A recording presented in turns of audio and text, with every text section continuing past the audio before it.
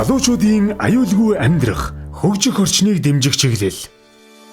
Залуучуудын аюулгүй амьдрах, хөгжих орчныг дэмжих нь тогтвортой хөгжлийн салшгүй хэсэг бөгөөд энэ чиглэлд залуучуудын гэр бүлийн боловсролыг дэмжих, чөлөө цагаа зөв боловсон өнгөрүүлэх нөхцлөөр хангах, гэмтэргээс урьдчилан сэргийлэх, зорилттой бүлгийн залуучуудыг орон сууцжуулах хөтөлбөрийг хэрэгжүүлэх зэргээр дэмжин ажиллаж байна. Залуу гэр бүлүүдэд бол бид амьдрах ухааны сургалтуудыг гоо зүүн болон санхүүгийн боловсрол олгох сургалтуудыг бол зохион байгуулдаг байгаа.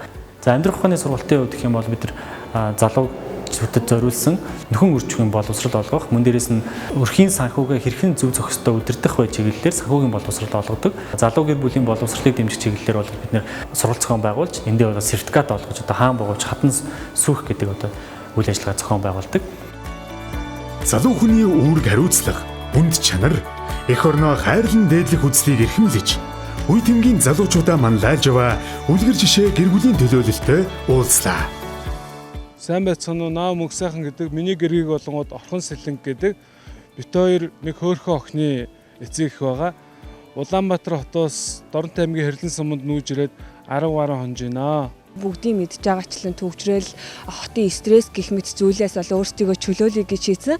Хүрээлэн буй орчны хувьд бол мэдээж миний амьдарч исэн газраас бол мэдээж тис өөр гол нь ингээд ойрхон мод их сайтай гэх мэтээ нэг бидний хүсэж байгаа эрүүл аюулгүй орчин маань энд хүлээж агаад маш их баяртай байна. Хуваараа хөдөлмөр эрхлэх төлөвлөгөөтэй ирсэн байгаа. Одоогийн байдлаар бол өөрсдийнхөө амьдрах байранд засвар хийгээд ажилдаа орсон байгаа. Хотоос хөдөөрөө нүүй гэдэг энэ хүү челленжийг үргэлжлүүлсэн. Тэгээ залуус бас бит хоёрын постыг хараад бас хэн нэгэнд ч гэсэн энэ челленжийг үргэлжлүүлж болох юм байна гэдэг ийм сэтэл санааг хэн нэгэнд өгсөн бахаа гэж их найдаж байгаа.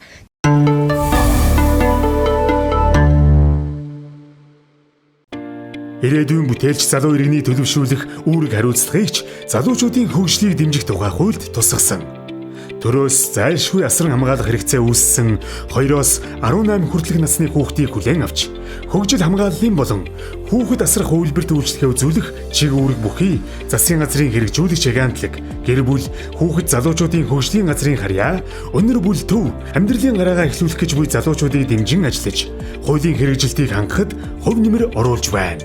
За манай байгууллагын зүгээс хүүхдүүдэд төгсөд гарч байгаа хүүхдүүдэд айлтгаараа дараагийн үйлчлэгэнд холбон зуршлах энэ ажлуудыг бол тасралтгүй хийсээр ирсэн. За жишээлбэл дээд сургуульд орлоо хүүхэд. Орлоо гэхэд тэр хүүхдтэй холбоотой маш олон зардлууд гарч ирдэг. Сургуулийн төлбөр, дотор байрны зардал, за дотор байранд амьдарч авах хугацааны хоолны зардал, эрүүл мэндийн үйлчилгээ гэх тийм ээ. За тэгэхээр энэ бэрхшээлийг даван туулахад давж гарахын тулд бид нар хүүхдүүдэд айлтгаар дэмжлэг үзүүлдэг байгууллагуудтай холбон зурчилдаг. Бодлого хуулиндаа бид нар өөрчлөлт оруулж хүүхдүүдийг 21 нас хүртэл юм а тийм ээ. Ихтэй сургуулаа төгслөө дараа нь ажлын байртаа олцоо. Анхны ядаж анхны цалин авах хүртэл бид дэмжлэгээ үзүүлсээр байх. Ийм зайлшгүй хэрэгцээ шаардлага байгаа. Бидний бас нэг барьж байгаа бодлого бол хүүхдүүдийн амьдрах ухаанд сургах зорилгоор гэр бүлийн боловсрол олгох. Эрүүл мэндийн боловсрол олгох.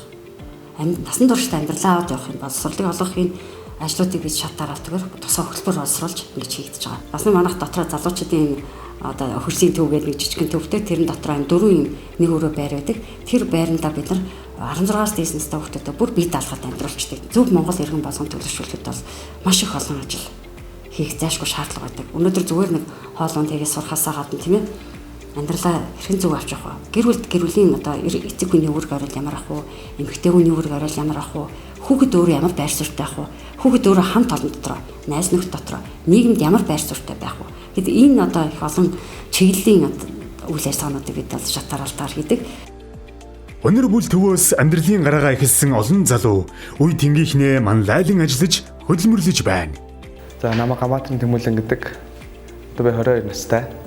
2 жил Солонгос морин циркийн жүжигчнээр ажиллаж байгаад одоо эх орондоо ирсэн байгаа. Тэгээд чөлөөт уран бүтээлчээр бүжгийн бэлтгэл хийгээд тэмцээнд ороход бэлдээ байж байна. Анх Солонгос руу явах болсон маань гэвэл манай ангийн багш болон манай төвийн маань захирал надад зөвлөсөн байгаа.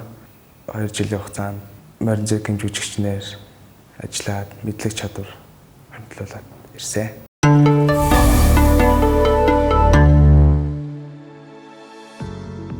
залуучуудын аюулгүй амьдрах хөгжих орчныг дэмжих чиглэлээр бодлого хэрэгжүүлсний хүрээнд орлоготой нийцсэн төлбөрийн уян хатан нөхцөлтэй орон сууцны мэдээллийг залуучуудад хүртээмжтэй болгох, залуучуудад зориулж хямд түрээсийн болон нийтийн байр барих ажлыг төр хувийн хвшлийн түншлэлээр хэрэгжүүлэх, залуу гэр бүлийг орон сууц худалдан авахд ипотекийн зээлийн бодлогоор дэмжих зэрэг арга хэмжээг тусган хэрэгжүүлжээ. Тухайлбал залуу гэр бүл ангиллаар 116, 18 хүртэлх насны 4 ба түүнээс дээш хүүхэдтэй ангиллаар 30, нийт 150 орчим залуу буян тухай 2 хороололд амьдарч байна. Түүнчлэн Монгол Улсын засгийн газраас 10 их найт төгрөгийн хөтөлбөр хэрэгжүүлж байгаа ба залуу сорооллыг босгоход болон тэдэнд зориулсан ипотекийн хөнгөлөлттэй зээлийн нөхцөлийг иргэддээ санал болгоно хэмээн төлөвлөсний дагуу залууст чиглэсэн бодлогын хүрээнд 3 их найдын төсвийг батлаад байна. Нийслэл хотдох залуучуудын орон сууцны эрэлт хэрэгцээ бол өдрөөс өдөрт өсөн нэмэгдэж байдаг. Маш их өндөр эрэлттэй байдаг онцлогтой. Нийт орон сууцны 25% нь бол залуучуудад одоо хуваарлагддаг. Залуус хорооллыг үргэлжлэл болгоод одоо нийслэлийн орон сууцны корпорац эзэмшиж байгаа 100 орчим га талбай дээр дахин бас төлөвлөлт хийгдээд олон мянган залуучууд ажлын байртай шинэ эрүүл орчинд одоо амьдрах нөхцөл бололцоо үүгээр бий болно гэж ойлгож байна. Монгол улсад залуучуудын байгууллага үүсч хөгжсөний 100 жилийн ойн мэнд хүргэе.